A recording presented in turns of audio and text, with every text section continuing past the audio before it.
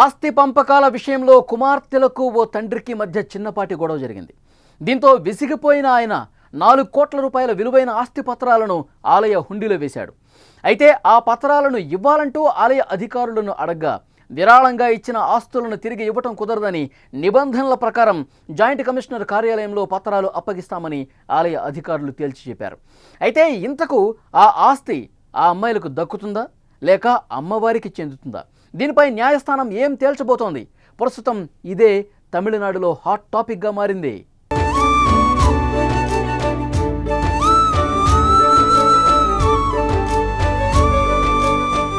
తమిళనాడులోని తిరువణ్ణామలై జిల్లాలోని అరణి సమీపంలోని కోనెయూర్ గ్రామానికి చెందిన రిటైర్డ్ ఆర్మీ జవాన్ విజయన్ తన భార్య 2 కుమార్తెలతో కలిసి పడవేడు సమీపంలోని కలికాపురంలో నివసిస్తున్నాడు. 2 కుమార్తెల్లో ఒకరైన కస్తూరి ప్రభుత్వ పాఠశాలలో ఉపాధ్యాయురాలుగా పనిచేస్తున్నారు. మరో కుమార్తె శుభలక్ష్మి వైద్యురాలుగా ఉన్నారు. కొన్ని నెలల క్రితం తండ్రి విజయన్కి కుమార్తెకి మధ్య ఆస్తి పంపకాల విషయంలో వివాదం ఏర్పడింది. ఈ క్రమంలో అల్లుడి బంధువులు విజయన్ను బెదిరించడంతో వివాదం మరింతగా ముదిరింది. ఆస్తుల విషయంలో కుమార్తెలు తన మాట వినకపోవడంతో తీవ్రంగా కలత చెందాడు విజయన్. దీంతో 4 కోట్ల రూపాయల విలువ చేసే తన 2 ఇళ్ళు పొలాలకు సంబంధించిన ఆస్తి పత్రాలను పాతవేడు గ్రామంలోని ప్రసిద్ధ శ్రీ రేణుకాంబాల్ ఆలయంలో హుండీలో వేశాడు. తన ఆస్తి మొత్తం ఆలయ ఖజానాకు చెందుతుందని ప్రకటించాడు. తాను కష్టపడి ఆస్తులను సంపాదించానని, కానీ తన కుమార్తెలు ఆస్తి విషయంలో తనను బెదిరింపులకు గురి చేస్తున్నారని ఆవేదన వ్యక్తం చేశాడు విజయన్. అందుకే తన ఇష్టపూర్వకంగా ఆలయానికి తన ఆస్తులు ఇస్తున్నట్టు ప్రకటించాడు.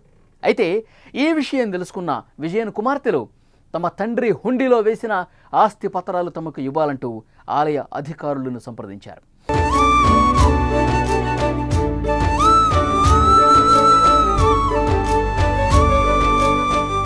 తమ తండ్రితో పాటు తల్లి కూడా ప్రభుత్వ ఉద్యోగిగా పనిచేసి ఆస్తులు సంపాదించిందని, వారిద్దరూ ఉమ్మడిగానే ఇళ్ళు పొలాలు కొనుగోలు చేశారని చెప్తున్నారు.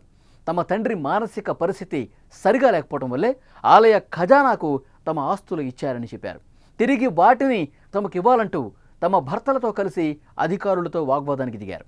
అయితే ఆ పత్రాలు ఇచ్చేందుకు ఆలయ అధికారులు మాత్రం ఒప్పుకోవడం లేదు. నిబంధనల ప్రకారం జాయింట్ కమిషనర్ కార్యాలయంలో పత్రాలు అప్పగిస్తామని ప్రకటించారు. మరోవైపు తమ కుటుంబ ఆస్తుల వ్యవహారం ఇప్పటికే కోర్టులో ఉందని, న్యాయస్థానం తీర్పు ప్రకారం ముందుకు వెళ్తామని విజయన్ కుమార్తెలు చెప్తున్నారు. మరి న్యాయస్థానం ఈ ఆస్తి వివాదానికి ఏ విధమైన ముగింపు పలుకుతుందో చూడాలి.